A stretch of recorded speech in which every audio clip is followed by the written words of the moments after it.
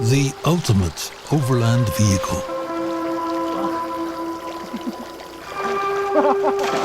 A machine of precision and balance.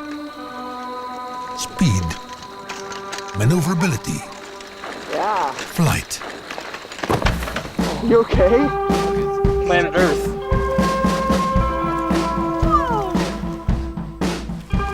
It keeps you alert. And the more you use it, the stronger you become.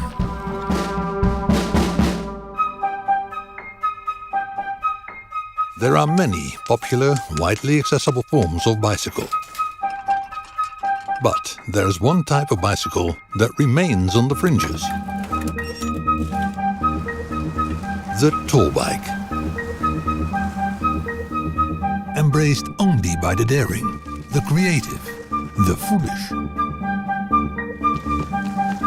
I might be riding and be like, this is cool, like this is rad, like I'm like on the top of the world, and then someone just starts laughing at you, like just like some dude thinks it's the goofiest thing, and I sort of have to embrace and put my own self aside and just be like, this is important, and I'm allowing myself to be laughed at. It's a stepping stone to transform the rest of your life. Whenever we build a tall bike, each tall bike has a different feeling. And you always have that suspense building this bike. What's it gonna feel like? What are these experiences gonna be like?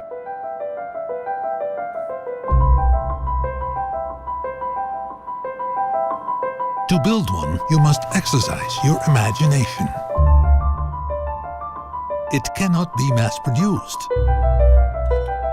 Each one bears the imprint of its creator.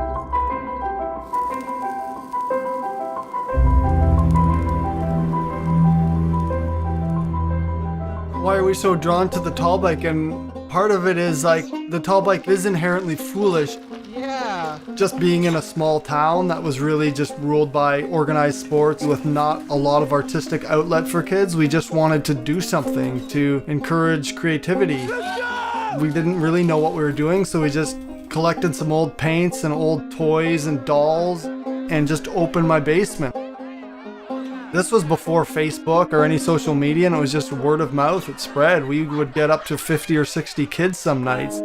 And when the 3 beans came, it was like create everywhere, redeem everything, be a fool.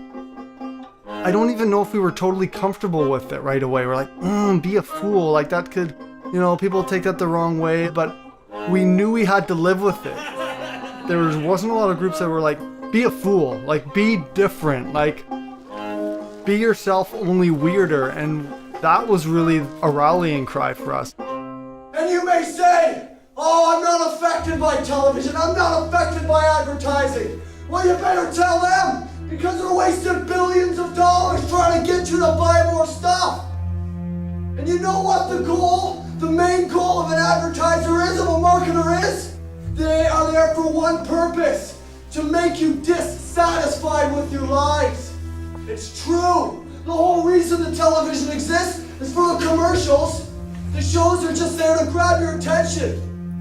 It's like a piece of poo with sugar on it. You're looking for the sugary taste, but what do? You get nothing. It's like a McDonald's hamburger. Anti-TV man changed my life. End of story. It truly did. Yeah? Yeah, I was 12 years old. That's like some pretty heavy stuff for a 12-year-old to hear. It didn't only make me critique media and TV, but it made me realize that it's important to critique just everyday life. What are you doing? I'm just watching TV. Anti-TV man only spoke in a yell. He'd show up at the most random times. He just burst in. What are you doing? A superhero saves people, but anti-TV man, he forced you to save yourself. This is a drug and I'm gonna help you. Do something now! Most people were just in shock at first, but after that, with the television destroyed, then you were forced now to go live your life. With his words ringing in your head, like, do something now. I don't know why it happened, but we started taking our TVs for a walk. We would just drag them around outside. Yeah, it's kind of like a cowboy, like taking the guy that he caught, like the criminal or his enemy, and tying him up behind his horse. It's just a total disrespect, right? You just like on your bike, you just drag it through town and it just bounces around and everyone just sees how pathetic it is when it's not plugged in.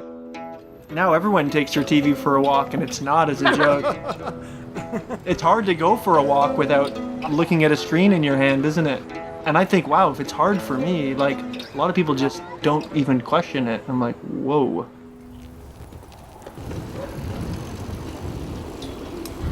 This is great. This is, it's absolutely stupid. But every once in a while you gotta do something stupid just to kind of stay alive, you know?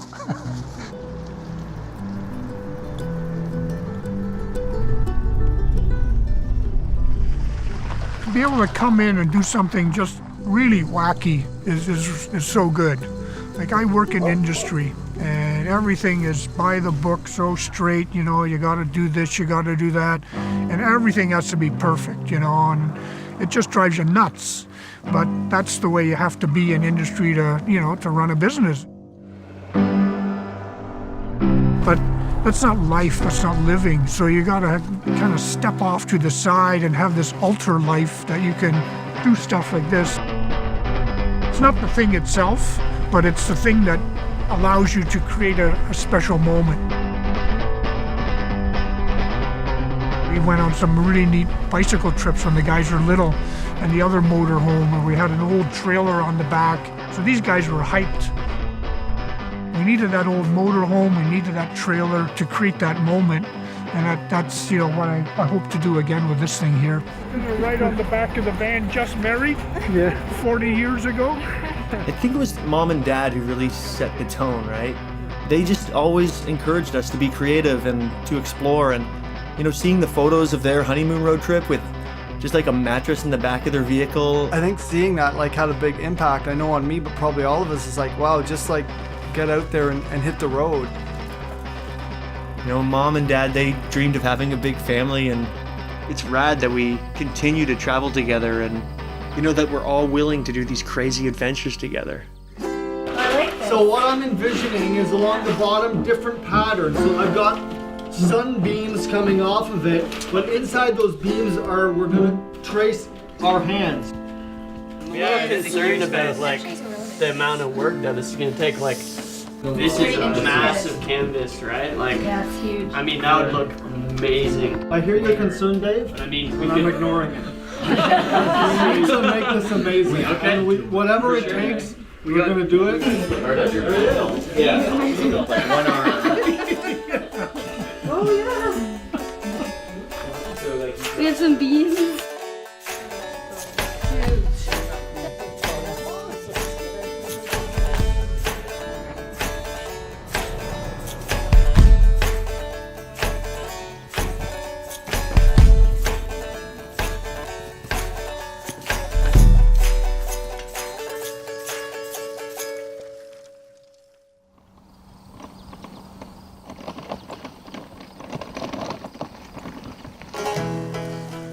Vehicle of radical creativity. You transform any environment you pass through.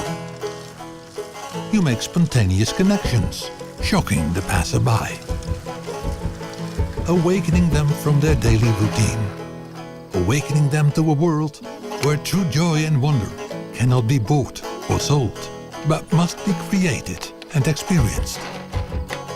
This world is available to everyone with a willingness to use their imagination and actively put in motion visions and dreams.